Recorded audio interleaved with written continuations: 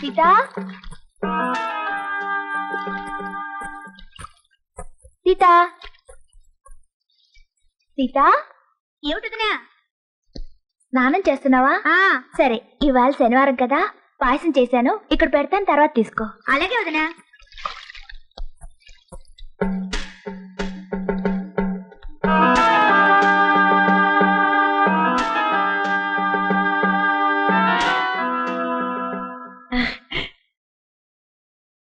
ఇది ఎప్పుడు కొట్టేశావే?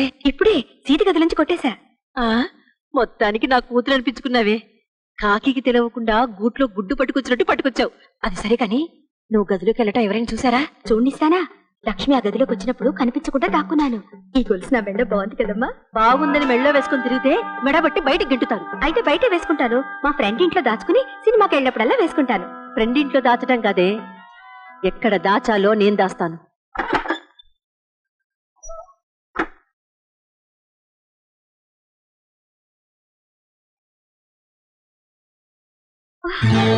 నెక్లెస్ అది వీటితో పాటు ఇక్కడ పెట్టేనే. ఏమైనట్టు? రంగనా, అమ్మగారు, నా నెక్లెస్ కనిపించడం లేదు. నువ్వేమైనా చూసావా? లేదమ్మగారు, పొద్దు నుంచి నేను మీ గదిలోకి రాలేదు. మరి ఎవరు తీసుంటారు? తీసిందో లేదో గాని ఆ గిరిజమ్మ గారు హడావుడిగా మెట్లు దిగలటం నేను చూశాను అమ్మగారు. గిరిజా, ఏమిటదినా? నా నెక్లెస్ ఏమైనా చూసావా? ఇంకా నయ్యం, తీసావా అని అడగలేదు. కాసేపు ఉంటే అది అడుగుతుంది. ఏమే, నెక్లెస్ ఎక్కడో పోగొట్టుకుని నా కూతురు మీదకి ఎగేసుకొస్తున్నావు? ఆడబిడ్డంటే అంత అలుసా? అలుసు పులస చేప పులుసు కాదత్తయ్య, పోయింది గొలుసు. నాకంతా అర్థమైపోయింది. నాకు ఛాన్స్ ఇస్తే ఈ కేసు నేను పరిష్కారం చేస్తాను. సీత, నువ్వు బాత్రూమ్ లో స్నానం చేస్తున్నప్పుడు కదా నీ గొలుసు పోయిందన్నావు? అవును, అప్పుడే పోయింది.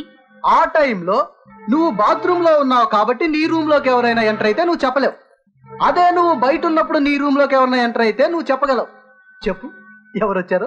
మా వదినొచ్చింది, పాయసం పెట్టి వెళ్ళిపోయిందంతే. దొరికింది దొంగ. అయ్యి బాబాయ్, భలే కనిపెట్టేసరే. తప్పకుండా ఆమె నెక్లెస్ తీసుంటుంది. చచ్చా, మా వదిన అలాంటి నీ చెప్పని ఎప్పుడు చేయదు. ఏమిటే గ్యారంటీ? నాకు అసలు ఆ లక్ష్మి మీద అనుమానం. నా మీద అనుమానమా? నీకెవరో పిచ్చెక్కిందా?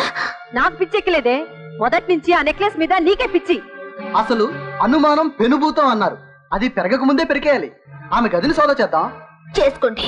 మేము కూడా చేస్తామనే అన్నాం. నువ్వు రాకపోతే ఎలా? అసలు పిటిషన్దారు ముందుండాలి కదా. Follow me.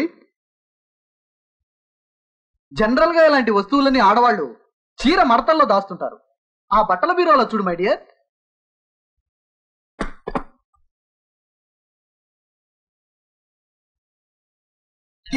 దొరికింది. ఏమి నా భాగ్యము. ఇంటి దొంగని ఈశ్వరుడైనా పట్టలేట. చూడు మనం ఎలాగ పట్టేశామో. అత్త అత్త, ఇప్పుడు తెలిసిందా మీ వదిన దొంగ బుద్ధి ఏమిటో?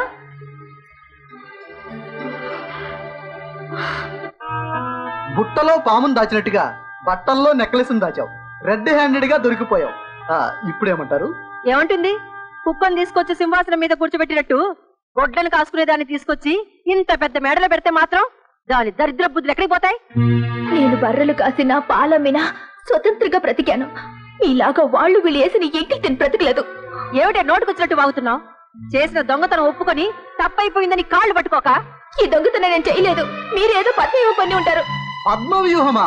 నో పద్మ, నో వ్యూహం. ఈ చెల్లెలు సీత చూస్తుండగానే నీ చీర మడతల్లో ఈ నెక్లెస్ ప్రత్యక్షమైంది. నెక్లెస్ సొంతదారికి దొంగ ఎవరో తెలిసిపోయింది కదా సీత? ఏమిటి సీత, నువ్వేం మాట్లాడలేదు? నీ మనసులో కూడా నీ మీద సందేహం ఉందనుకుంటున్నావా? సోదా చేయడానికి వెళ్ళు రమ్మన్నప్పుడు నీ గదిలోకి వెళ్ళింది నేను అనుమానించడానికి కాదురా, నీకు దొంగరికం కట్టడానికి. వీళ్ళేం పన్నాగం పన్నారో కళ్ళారా చూడ్డానికి. ఈ దొంగతనం గిరిజ చేసిందని నాకు ముందే తెలుసు. అమ్మో అమ్మో, వదినా మరదలు కలిసి జరిగిన పాపం మా మీద తోస్తారా? ఈ ఇంట్లో పాపాలు చేసే వాళ్ళెవరైనా ఉంటే అది మీరే. నేను తన చెల్లెల్ని కనుక, గారాభంగా పెంచాడు కనుక, ప్రేమించిన వ్యక్తితో నా పెళ్లి జరగాలి కనుక ఆ రోజున హిరణ్యాక్ష వరాలన్నిటికీ మానే ఒప్పుకున్నాడు. కోటీశ్వరుడి భారీగా ఇంట్లో అడుగుపెట్టిన మా వదినికి ఏం అవసరమని మిమ్మల్ని ఇక్కడ ఉంచుకోవాలి? ఇంత మేలు చేసిన వదిన్ని వేరు వంటలు పెట్టి అన్నయ్యతో కొట్టిస్తారా? పైగా దొంగతనం కడతారా? ఏమిటే నీ వదిలి చేసిన మేలు? అది ఉండవంటే మేము ఈ ఇంట్లో ఉన్నావా? నీ అన్న కళ్ళ నీళ్ళు పెట్టుకుని ఏడిస్తే జాలిపడి ఉన్నాం. ఉండి ఏడిపిస్తున్నారు. ఇంకా మీలాంటి పిశాచాలు మా ఇంట్లో ఉంటే మా అన్నయ్యకి ఏడిపే మిగులుతుంది. పోండి, మీరు మా ఇంట్లో ఉండడానికి వీలేదు. Get out! జరిగిందేమిటో వినండి. ఇంకా ఏమిటే వినేది? రాజు! రవి! ఏమండి? అన్నయ్య! అన్నయ్య! నువ్వు ఉండమ్మా, నేను బ్రతికుండగా నేను కొడతాడా? ఆయన నా భర్త. ఆగిపోయావే. నీ కోపం వస్తే నీ భార్య నువ్వు కొడతావు, కానీ నా భార్య నేను కొట్టకూడదు. ఎందుకంటే ఆమె నీ చెల్లెలు. నీ చెల్లెలు నీ భార్య నా వాళ్ళని తిట్టారు, నువ్వు కొడతావు. మేం పడుండాలి, అంతేగా? అలా పడుండాల్సిన కర్మ మనకేం పట్టిందిరా? దీని మొహాన విడాకులు కొట్టి 3వ నాటికి మరో పెళ్లి చేసుకుందో గాని పద పోదాం. రాజు! భర్తకు దూరం అయితే ఆ ఇల్లాలి బ్రతుకు వ్యర్థం. నువ్వు సీతకు విడాకులిచ్చిన మరుక్షణమే ఆమె గుండె పగిలిపోతుంది రాజు. చెల్లెల మీద చేపడేసరికి ఏదో తేలిన ఆవేశంలో తొందరపడ్డాను. నన్ను క్షమించు రాజు, నన్ను క్షమించు. నా చెల్లెలకు అన్యాయం చేయకు రాజు. మీరు పెద్దవారు, మీరైనా చెప్పండి అమ్మా.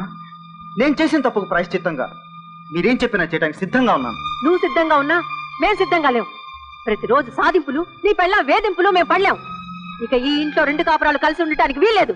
మేము వెళ్ళిపోతున్నాం. అవును, రవైనా రాజైనా ఒక్కరే ఉండాలి. ఈ ఇల్లు నాది కాదు, నా చెల్లెలిది. అందుకే సీతా నివాస్ అని పేరు పెట్టాను. ఇంట్లో మీరుండాలి, మేము వెళ్ళిపోతాం. ఓహో, ఇంటితోనే సరిపెట్టేస్తున్నావే. ఆ రోజు ఆస్తి మొత్తం రాసిస్తానన్నావు. నేను అసలు ఈ ఆస్తి సంపాదించిందే నా చెల్లెల కోసం. ఈ క్షణమే ఆస్తి మొత్తం రాసేస్తాను. నాకు కావాల్సింది నా చెల్లెలు తన భర్తతో 10 కాలాల పాటు సుఖంగా ఉండటం, అంతే. లక్ష్మి!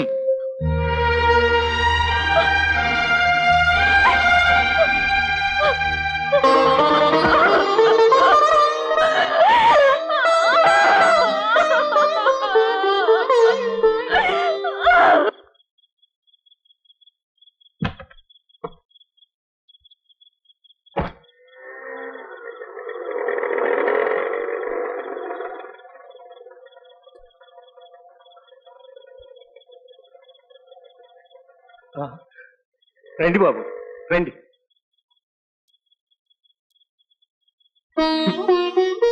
లక్ష్మి, నీ జ్ఞాపకం ఉందా? ఆ రోజు ఇల్లరికం వస్తాడేమోనని అడగమన్నావు. ఇదిగో నీ కోరిక ప్రకారం ఇప్పుడు వచ్చేసాను. అది పాపిస్తున్నారండి. నోరు ఊరుకోక ఇది వేళకోళని కంటే ఆ దేవుడు అదే నిజం చేయాలా? ఏమిటిది లక్ష్మి? నేనేదో మాట వరుస కన్నాను. ఎందుకమ్మా ఏడుస్తావు? ఇప్పుడు ఏమైందని? దాని సిగదరగా సిరి ఇవాళ ఉంటది, రేపు పోదు. ఆడదానికి అసలైన సిరి పట్టుకున్న మొగుడేనమ్మా. దేవుళ్ళలాంటి భర్త దొరికాడు, అంతకంటే ఇంకేం కావాలమ్మా? నేను ఏడ్చేది నా కోసం కాదు తాతయ్య. ఆయన అంత వైభవం నుంచి ఈ పేరింట్లోకి రావాల్సి వచ్చిందే అని. ఇప్పుడు నాకేం లోటైంది లక్ష్మి? చెల్లెలు కాపురం సరిదిద్దాను, అంతకంటే నాకు ఇంకేం కావాలి చెప్పు. రండి అమ్మా, రండి. అబ్బా, నాకు నిజంగా చాలా బాధగా ఉంది. అంత బాధగా ఉంటే వాళ్ళతో పాటు నువ్వు వెళ్ళలేకపోయావా? శత, నా బాధ వాళ్ళని వెళ్ళగొట్టినందుకు మరి? కాదు. రాజు సీతను కూడా ఇంట్లోంచి వెళ్ళగొట్టలేకపోయానే అని. నీ కొడుకు ఇల్లరికం వచ్చి ఇంట్లో వాళ్ళని వెళ్ళగొట్టాడు, మరి నేను ఇల్లరికం ఉంటున్నవాడిని. వాళ్ళని వెళ్ళగొట్టకపోతే నాకు బాధగా ఉండదు. మరి ఏమత్తా? నిన్నే గాని గేయాలానికి ఎరగా పెడితే చాపనే తినే రకం అల్లుడు. Thank you. అమ్మ మనం కూడా సినిమా తీద్దామే. అప్పుడు రోజు ఇంచక్క సినిమా వాళ్ళని చూడొచ్చు, మాట్లాడొచ్చు, షేక్ హ్యాండ్ కూడా తీసుకోవచ్చు. గుండు కూడా గీయించుకోవచ్చు. నోరు మోస్తావా? ఈ ఆస్తిని ఎలా రెట్టింపు చేయాలని నేను ఆలోచిస్తుంటే నువ్వు సినిమా చూసే పిచ్చిలోంచి తీసే పిచ్చిలోకి వచ్చావా? మనకేం తక్కువ అల్లుడు. ఆ, టికెట్ కొనకుండానే లాటరీ కొట్టేశాం. లాటరీ కంపెనీ పెడితే పెట్టి ఇంటింటికి తిరిగి లాటరీ బాబా లాటరీ, ఆలోచించిన ఆశాభంగం అని లాటరీ టికెట్లు అమ్ముకుందాం. చి ఏమిటి అత్తయ్య? అడుక్కు తినేవాడికి అంబాసిడర్ కార్ దొరికితే దాంట్లో కూర్చుని అడుక్కు తిన్నాడట. ఛాన్స్ దొరికితే ₹1 ఆంధ్రప్రదేశ్ కొనే రకం మంది. చూస్తుండు, ఈ డబ్బుతో ఆల్ ఇండియాని అల్లకల్లోలం చేస్తాను. ఆ తర్వాత నీ గదికో సినిమా థియేటర్ కట్టిస్తాను. ప్రపంచంలో లాటరీ టికెట్లన్నీ నీకు తీస్తాను. మరి నీకు? నాకేం అక్కర్లేదు. ఏ? మీ సుఖమేనే కోరుకున్నా, మేము వీడి నేను వెళుతున్నా.